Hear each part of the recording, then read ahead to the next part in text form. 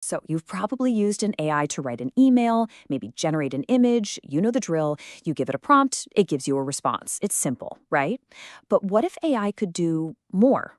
What if you could give it a really high-level goal, like, hey, launch my new product, and it could create the entire plan and then actually get to work on it for days, maybe even weeks, with almost no input from you?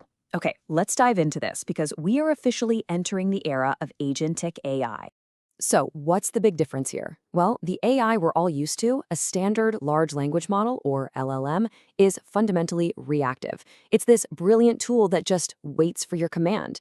An AI agent, on the other hand, is proactive. You don't just give it a prompt, you give it a destination.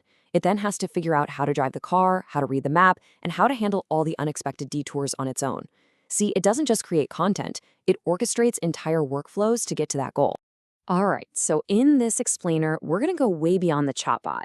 We'll define exactly what agentic AI is. We're going to peek under the hood to see how these agents actually think, check out some incredible real-world examples that are already out there, and finally, we'll ask the big question: what does it mean to live in a world that's filled with autonomous agents? To really get where we're going, we have to be super clear about where we are right now.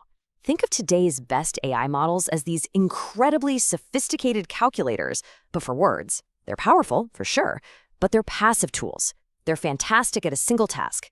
But to solve complex, long-term problems, you need more than a calculator. You need an autonomous actor. So what is this new kind of AI really? We are, and I'm not exaggerating here, talking about the dawn of truly autonomous systems. At its very core, agentic AI is an autonomous, goal-driven system. And listen, the key phrase you really got to lock onto here is for long periods. This isn't about a single task that takes a few seconds. No, we're talking about systems that can pursue a really complex objective over an extended time frame, all while needing just minimal check-ins from a person. And this, right here, is where the game truly changes. You don't have to break down every single little step. An agent understands your high-level intent. Something like, find the best value flights and hotel for a trip to Tokyo in June. And then it creates the plan and actually goes and does it. That's the huge shift from just using a tool to actually collaborating with a partner. So how in the world do they pull this off? Well, it really boils down to three main pillars of autonomy. First up, planning. That's the ability to take a huge goal and chop it up into bite-sized, manageable tasks. Second, memory. It has to maintain context over time, learning from what worked and what didn't. And third, and this one is absolutely critical, is tool use. An agent isn't just trapped inside its own code. It can use external tools. It can search the web, run programs, access databases. This is what lets an AI break out of its digital box and actually do things in the real world. So how does this all work in practice? Let's pop the hood and take a look at the engine that's actually driving these autonomous systems. It might seem incredibly complex on the surface, but the core process is actually this really elegant and continuous cycle. It's this loop that allows an agent to observe, decide, and act over and over and over again. Okay, so it all begins with perception. The agent takes in new information. Now, this could be your initial command, it could be data from a live sensor, or maybe the result of a tool it just used, like a stock price update. You can think of this as the agent's eyes and ears. Next up is reasoning. And honestly, this is where the magic happens.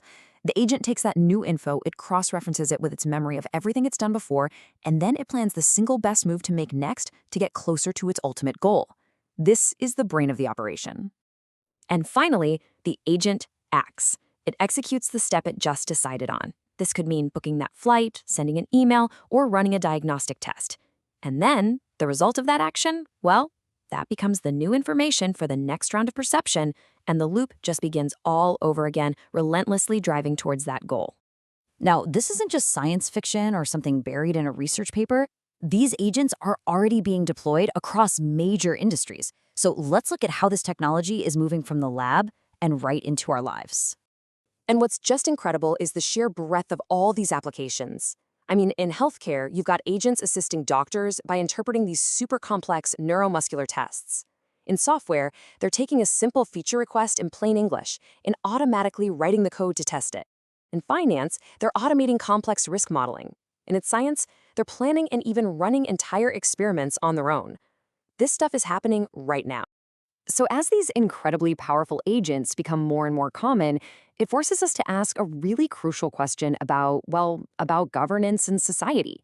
What are the new rules of the road when our digital world is full of autonomous actors? Because here's the bottom line: greater autonomy demands greater oversight. Giving an AI a long term goal and just letting it operate on its own, that requires a whole new level of trust and, more importantly, new frameworks for safety and for accountability. So, how are we starting to tackle this?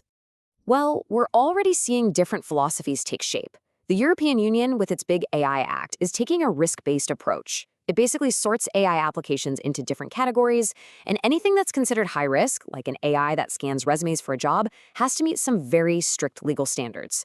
The United States, meanwhile, is currently focused more on its own government's use of AI, creating rules to make sure any system it uses is lawful, safe, and transparent. Which brings us to our final question. We are right in the middle of a profound shift in how we interact with technology. We're moving from using AI as a simple tool to collaborating with it as an autonomous teammate. The capabilities are advancing at a breakneck pace, but the biggest question of all still remains. Are we ready for what comes next?